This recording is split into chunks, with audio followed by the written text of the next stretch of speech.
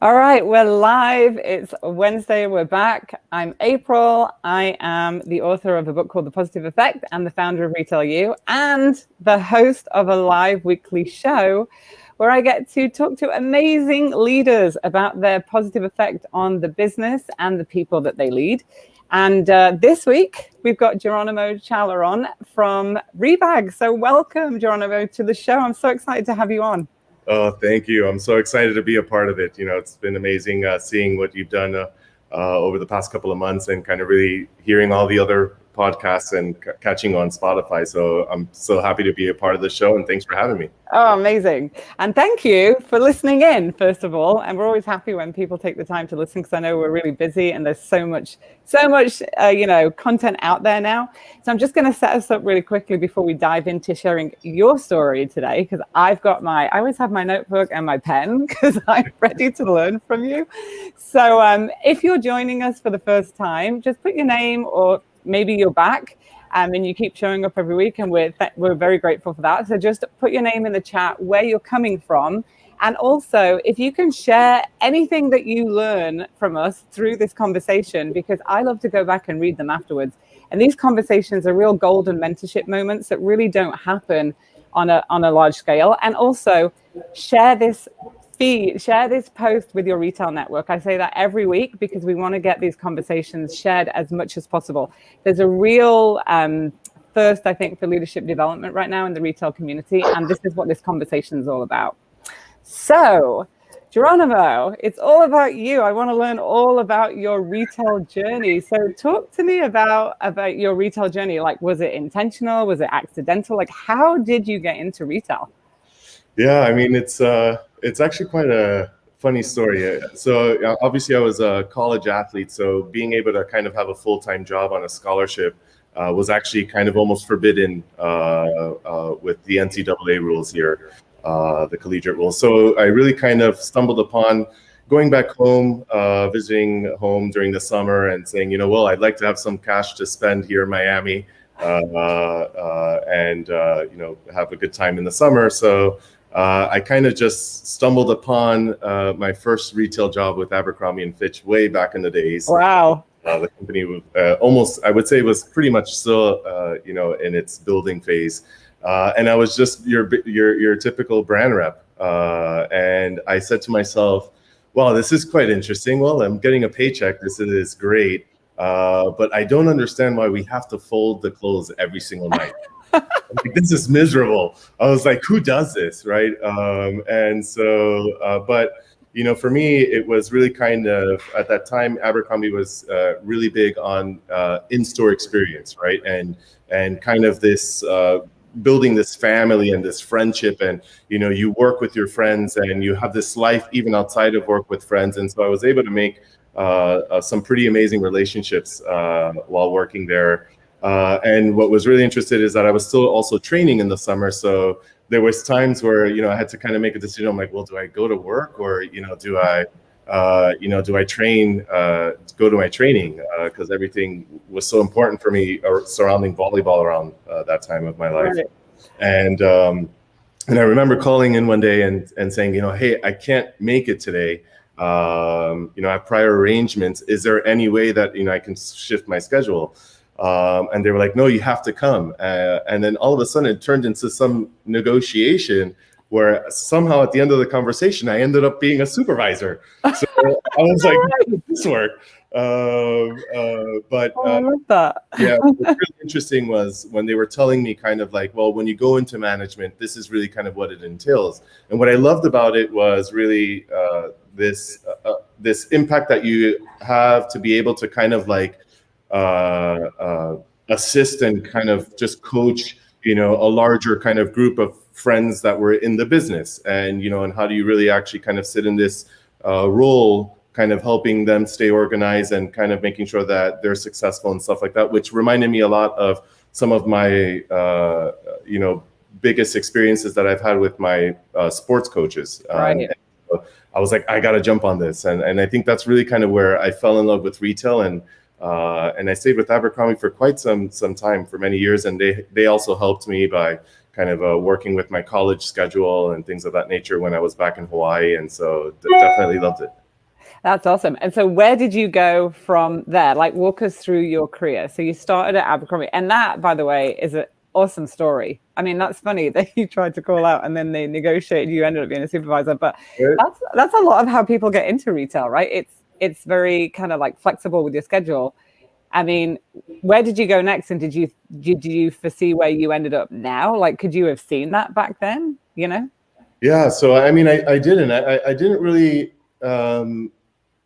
think about it back then. I just really enjoyed the moment. And, I enjoyed the experience, and, and I had some great leaders as I evolved, especially in my later years at Abercrombie. After I left Hawaii, I actually had taken a position at the San Francisco Shopping Center with Abercrombie and Fitch, and came across an amazing district manager at that time, and both regional manager. Her name was Celeste. His name was Frank Ha. He's currently at Nike now. And so, they were very inspirational to me. And I think that's kind of where I saw the bigger picture. And what I loved about the company, at that time, there was a heavy focus on how can you recruit, how can you get more people to join this company, and enjoy the experience, and get them really gung ho about what we do here at Abercrombie and Fitch. And so from there is kind of where I was like, wow, this is kind of amazing. But I had a little bit more of curiosity around a bit more business strategic decisions.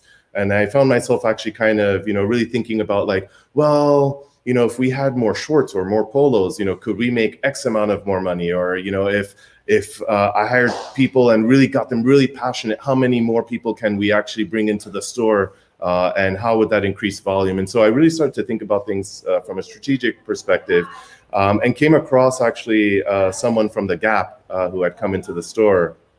And I worked for the Gap for a short period of time out in Corte Madera.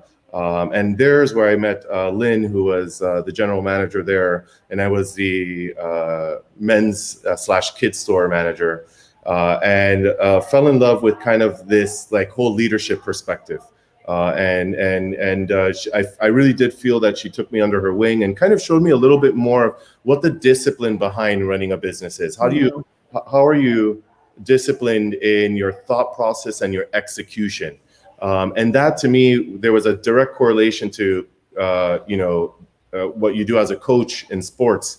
You design a drill, you design a practice, you're watching videotape, you're getting your team prepared to take on that particular match that might be happening at that weekend. And from there, I obviously was presented with an amazing opportunity. So I ended up leaving retail for many years, and actually embarking on my professional sports career. And so I traveled around the world, played on many professional leagues over in Europe, had a stint in time as well, being able to actually coach women's professional leagues towards the end of my tenure as a professional athlete. And then I came back and started actually into my second professional sport, which was tennis. That was kind of short-lived, very difficult, gruesome sport on the body. Yeah. As you get older. Yeah. But definitely kind of fell back into retail with Quicksilver. And Quicksilver, I joined the company at a time where they were kind of downsizing and revamping kind of what they were doing with their physical spaces. Came across an amazing strategical leader, Sam Cambron, who really kind of taught me how to understand and really digest the business. How do you actually really understand merchandise movement, allocation, penetration of the business? And I was like, wow, this is amazing, because my brain is very scientific and mathematic. Right. And so, I love the element of the environment. Quicksilver was all about the environment inside the store. And I think it was a big difference, right? Because you came from this one brand, right? Abercrombie, that was centered around its people. Right. And a particular type of person that they were looking for inside the store, where that didn't necessarily matter at Quicksilver. What mattered at Quicksilver was, how passionate were you about what we do and what we stand for? And so kind of that combination of that plus, this, strategical mindset, behind numbers and driving those businesses, really kind of is what hooked me onto retail. And then I had a beautiful time at Lacoste where I was able to work closely with Francis, who was the CEO at that time, running their basically their global flagship out of Aventura. And that's where I think my retail career really went into hyperdrive because I really started to get passionate about, well, how do you take a team and how do you really start looking at individuals that are looking at you to advance their career, right? And everyone comes into retail saying kind of like, what can you do for me? Right.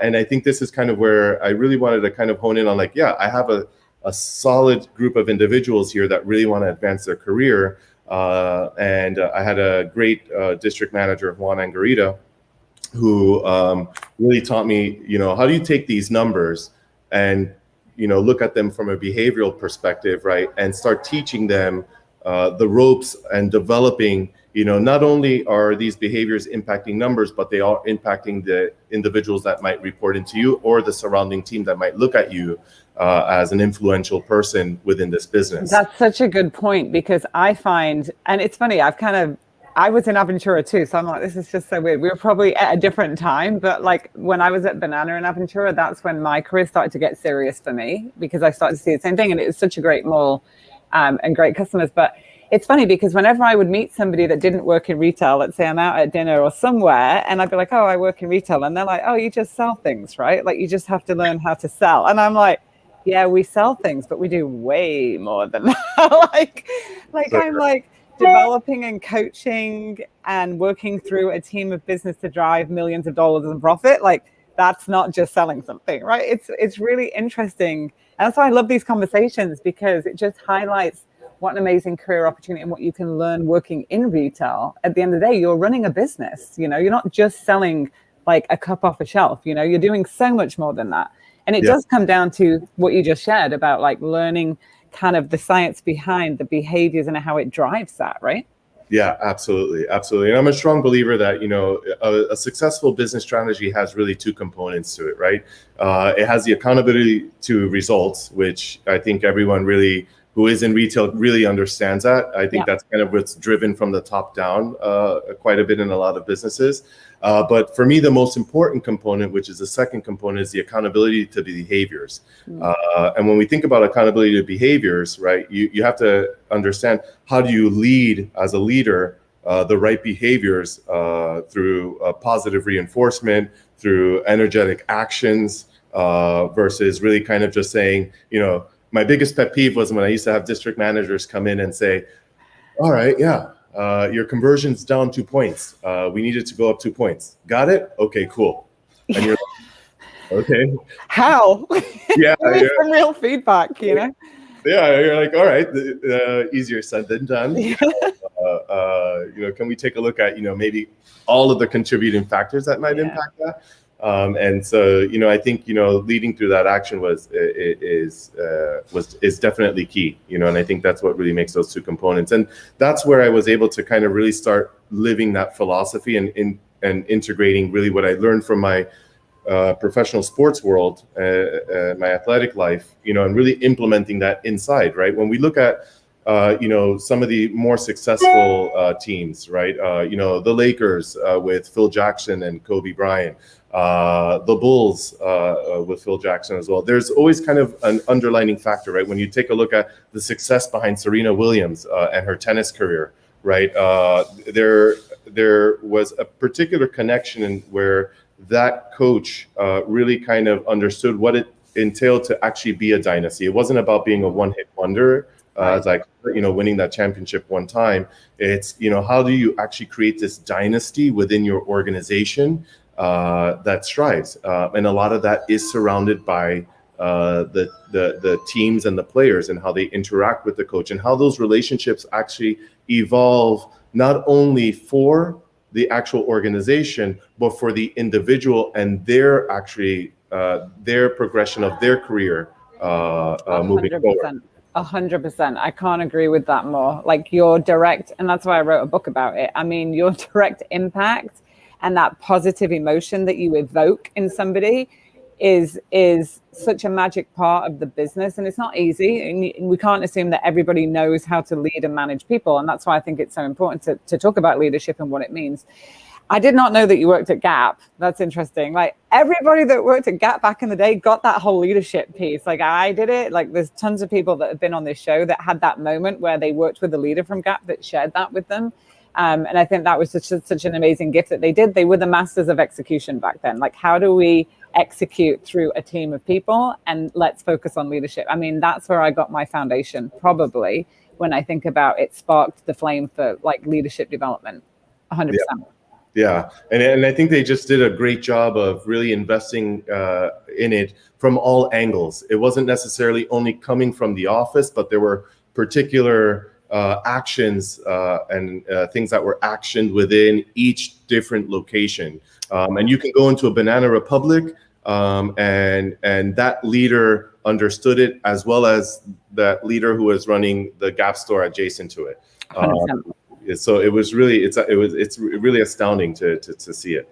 So we're gonna jump into some real pivotal moments, because I love getting leaders like you on the show to really learn. Like, if I was just having a coffee with you down the street, like, tell me those pivotal moments, because I think that this is so necessary.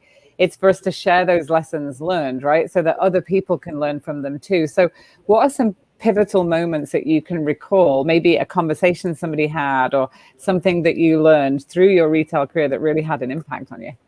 Yeah, I had quite a few. I'm definitely an observant person. I like to observe. I like to observe my surroundings, absorb, and really digest what went wrong, what went right. How did this impact me? How will this impact me in the future, or people that might have that same experience? And I think these pivotal moments for me, I embrace them. I wait for them, and really kind of search for them from time to time. And I think my first one, in all reality, was definitely funny story. So at Quicksilver, and this was with John and Sam. John was basically the East Coast vice president at that time, and I remember it was such a lax environment, and this was really my first kind of role as a in this kind of like general manager, store manager capacity. And so it was a very lax environment. So they would come to the store and visit, and they would kind of talk casually and like, yeah, I went surfing this morning and it was great, and stuff like this. And so I remember I had to send my first recap, so I sent my first recap, and he wanted actually me to send it directly to him. John wanted me to send it directly to him. So Sam was like, "Go on ahead. I won't review it. Just send it directly to him. He really likes your insight when he comes to the store." So I was like, "All right." So I shoot this casual recap and like this, like, "Yeah, surfing's great. Surf's up. And he writes back to Sam, and he's like, "What is this? Like, this is not a business recap." And I was like, "Oh gosh," I was like. But I thought, we were kind of like, on this level, like every single time we come here, this is what we talk about. I put some numbers in there, but and for me, it was a pivotal moment because I kind of learned a little. I definitely learned from my experience on there, right? And it was really kind of understanding. Well, as a leader, how did I, how did I interpret, what was needed from me?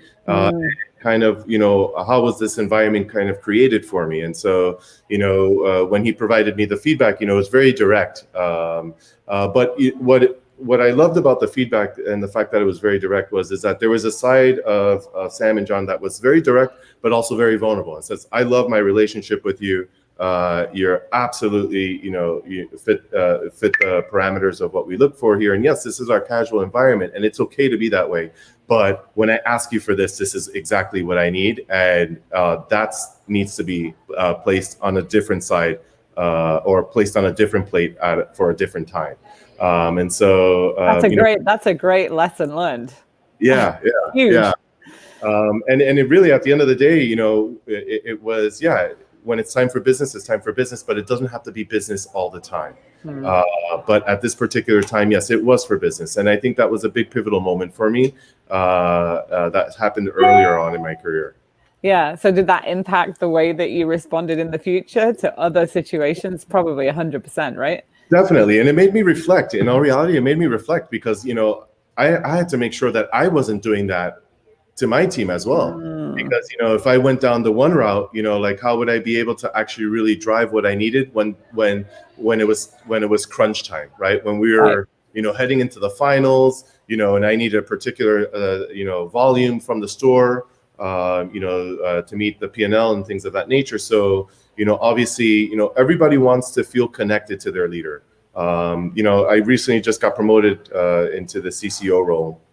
And as you climb up the ladder, you really do kind of actually realize how much more siloed you get. Yeah. Because you become a bit more distant from the everyday life that happens inside the store, Yeah.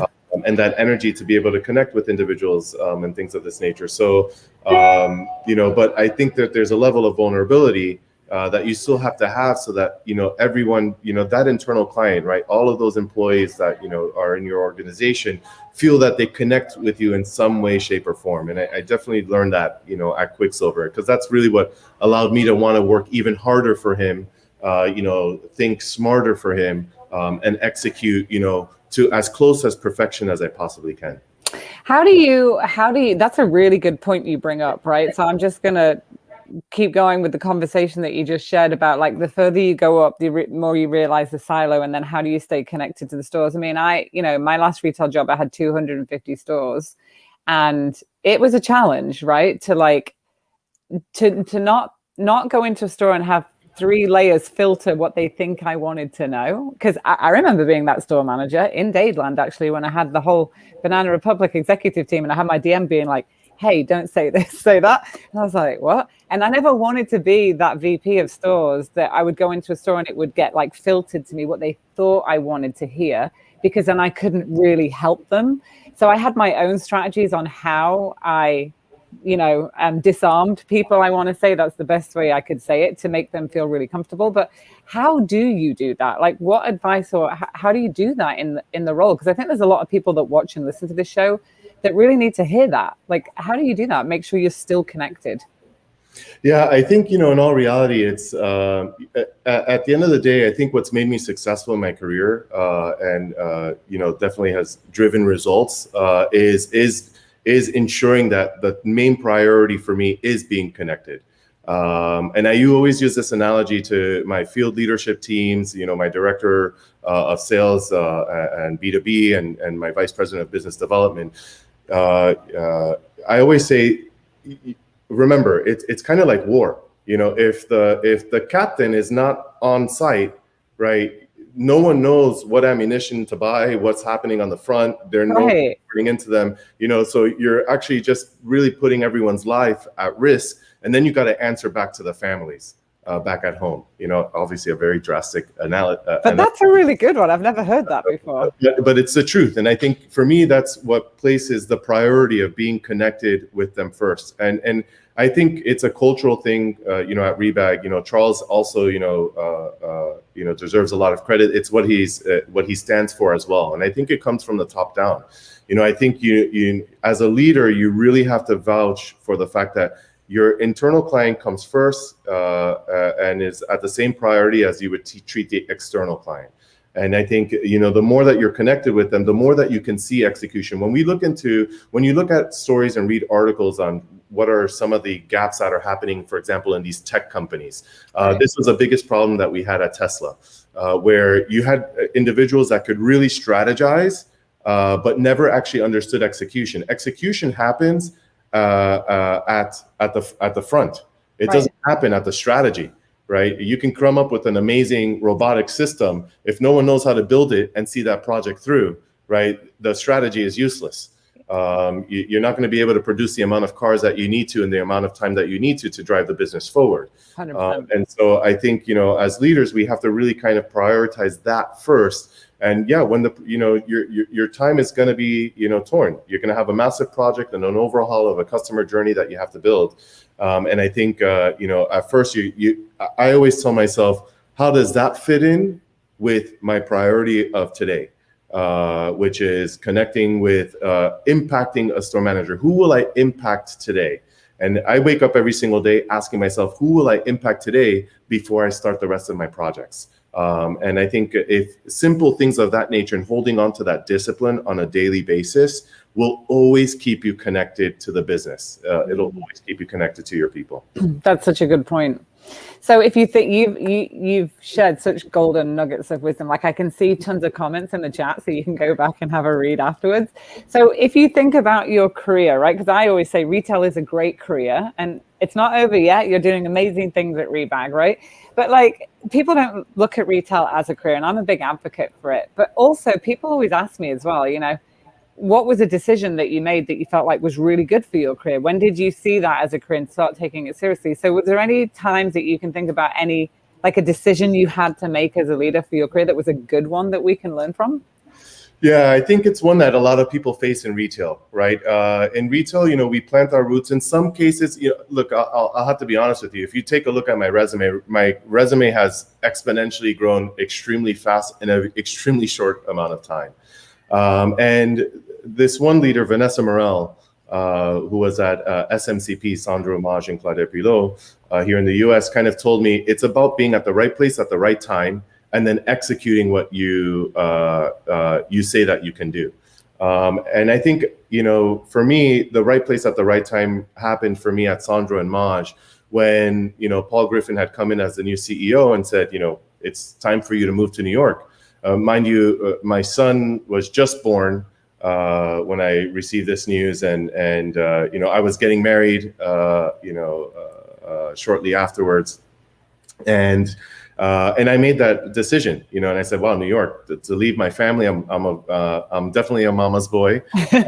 Leaving mom was definitely a tough decision, but I think it was that time and that place to be able to do this and execute. And I knew that there was risks. I knew that I was not ready to take on a massive role like that as director of retail for SMCP. And I just think that it was worth this risk. Right. You always hear this from all of these top executives and the Shark Tank executives and things of this nature. It's a common thing, but, they're preaching the truth in all reality. Without risk, there's no reward. It's a common underlying factor. When you look at an athlete's story, when you look at a business person's story, when you look at a musician's story, without risk, there's no reward. It's okay to aim high and miss. It's a problem if you aim low and hit. And I think this is definitely something that I live by. And I think that moment for me right there was high risk, high return, and it advanced my career. Shortly after that, I moved to New York. I was a year and a half, 2 years later, I found myself in an executive position at Tesla. And I think, things really kind of just excelled from taking that risk. That's really good advice. And it's interesting because the people that I ask that question to pretty much are like, I moved, I went for it. I took on something that I didn't know much about, and that I can totally relate to that. I moved 3 countries. It was a risk. With a 3-year-old, I moved to Miami from the UK on a project basis, and I did the same thing to Canada. And so I think if you're thinking about growing in retail, if you're thinking about achieving more so that you can make a bigger difference and help more people, then you do kind of have to be, I like what you said, you're not really ready. You're never going to be really ready, right? Like you're going to have to be 80% there and then, teach yourself and study and learn what, I have a really good friend that used to work with me in Banana Republic in Dadeland, and she's now very senior in Apple in finance. And she took a risk and she said, she did not know how to do an Excel spreadsheet, and now she manages all of South America. She's like, I would just go home and YouTube it every day, and I was going to figure it out, right? Like, you just got to be willing to do the work, and it's never going to be easy, but it's definitely worth the reward when you get to have a position like you and make such an impact on so many people's lives. Yeah, and you're spot on when you say that homework, right? A lot of that, entails. Look, at the end of the day, there's homework in everything that we do in life. There's homework in everything that we do in life. It's I've heard it from I'm dying to lose weight. You're not going to lose weight by just going to the gym.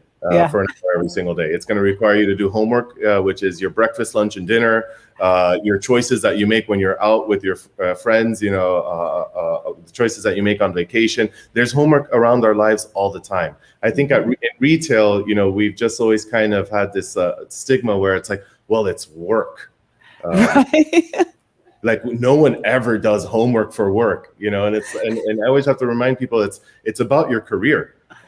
Your career is an ever evolving, changing thing. You as a human organism, you are ever evolving thing. If I always say, if doctors didn't do their homework, we wouldn't have half the cures that we do in the. Well, yeah, that's so true. And I do think though that could come from the fact that like retail isn't necessarily an educated job to get into, right? So it's like you're doing the job and then you have to like there used to be this saying back in the day, I don't know who taught me this, but they were like, April, you have to do the job to get the job. And I was always like, okay, if I want to be the next level, then I have to do that now, which means I have to learn and study myself, which means to get there. I'm not going to wait for somebody. But I didn't have to go to school, but I'm doing school at the same time every day, reading a leadership book or taking a podcast or, whatever it is. Like when I joined the John Maxwell team, it was because I wanted to I wanted to grow my leadership capacity, and I wanted to be able to coach on a higher level and be a public speaker and get me onto that stage that I was so scared of doing because of my list, but whatever, my own issues. And it really got it out of the way. But if I hadn't done that, would Retail U be around? Would I have written a book? I don't know, you have to be willing to do that work. And I got rid of my TV for 3 years and everybody was like, you did what? And I'm like, when I was at David C, I'm like, yeah, I don't have a TV right now because I'm studying to be a better leader. Like I had to get rid of something to fit something in. And so sometimes you got to be willing to make that sacrifice to put into your life what you want to get out of it in the end, right?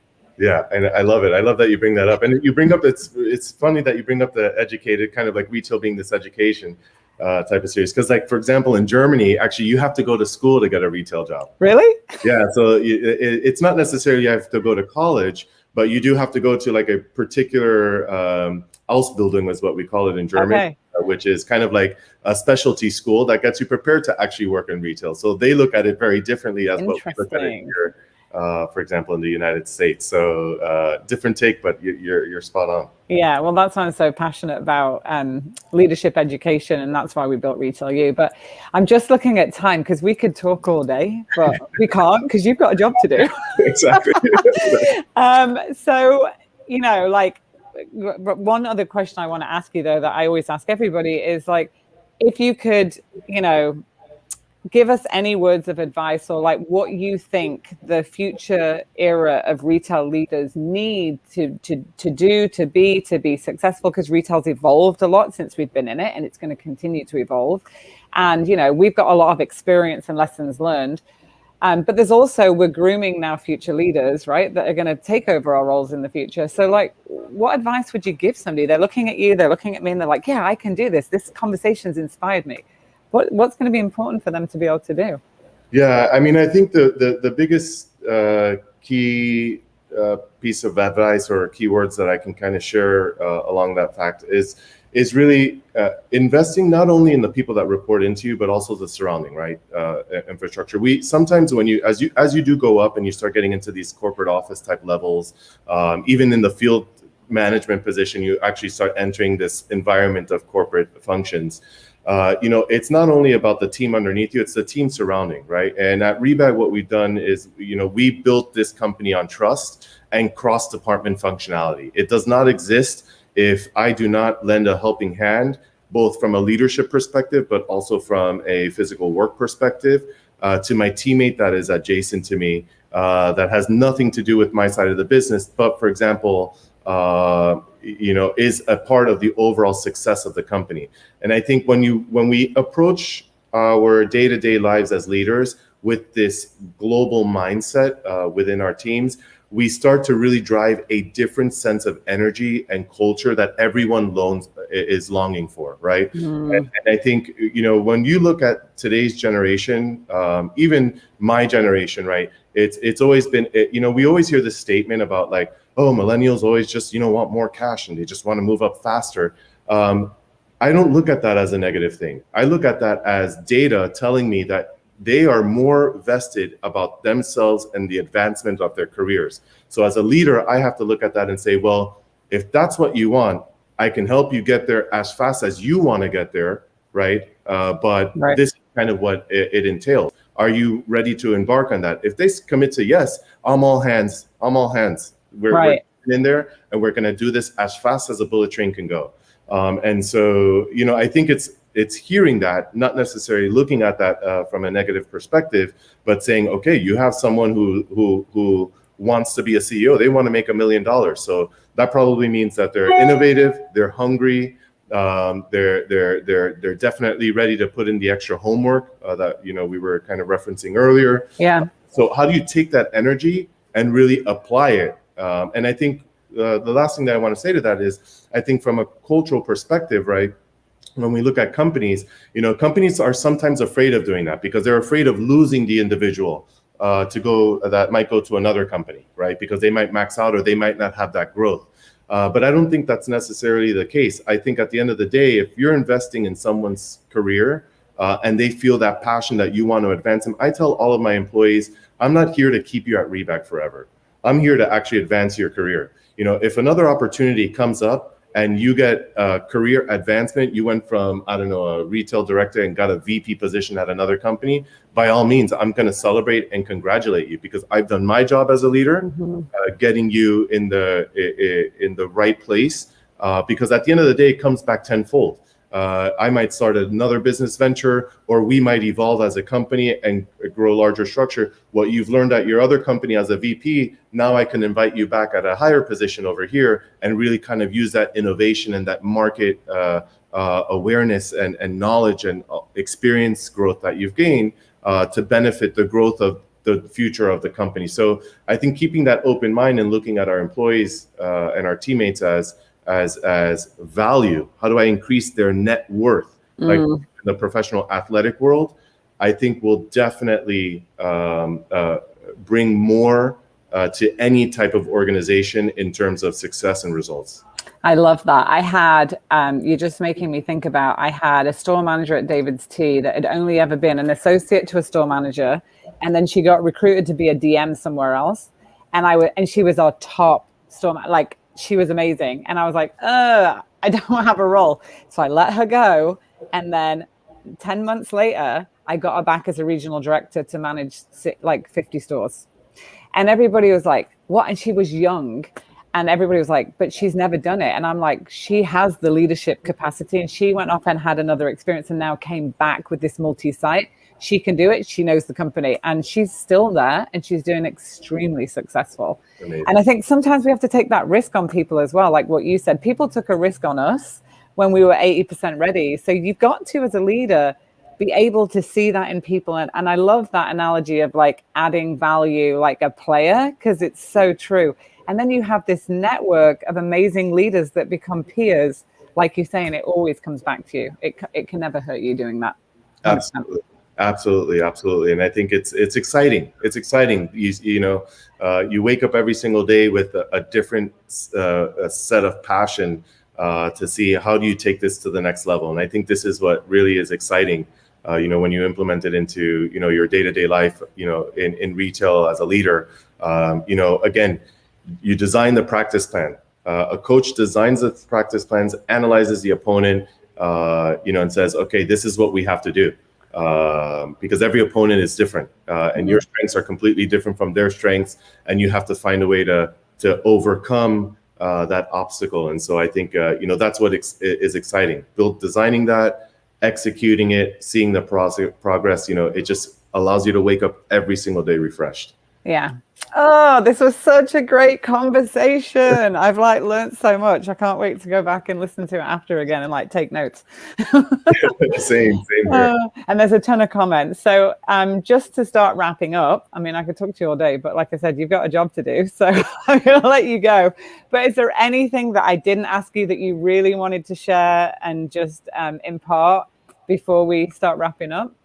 No, I mean, I definitely enjoyed our time. You've been an inspiration to me as well. And I think it's really great to kind of see this. I wish I could meet everyone, who's left a comment as well, and really passionate actually to see everyone who really joins these live shows, because, it shows that, there is a great passion behind wanting to be great leaders within our industry. And I think the more that we can share that passion and more excitement of wanting to self-improve our leadership abilities within our businesses, I think really kind of is what keeps retail and consumerism alive. I think it's amazing to see everyone really engaged here. So really, I can't thank you enough for having me and hearing your story as well. So. Oh, thank you, Geronimo. So with that, I'm going to start wrapping up.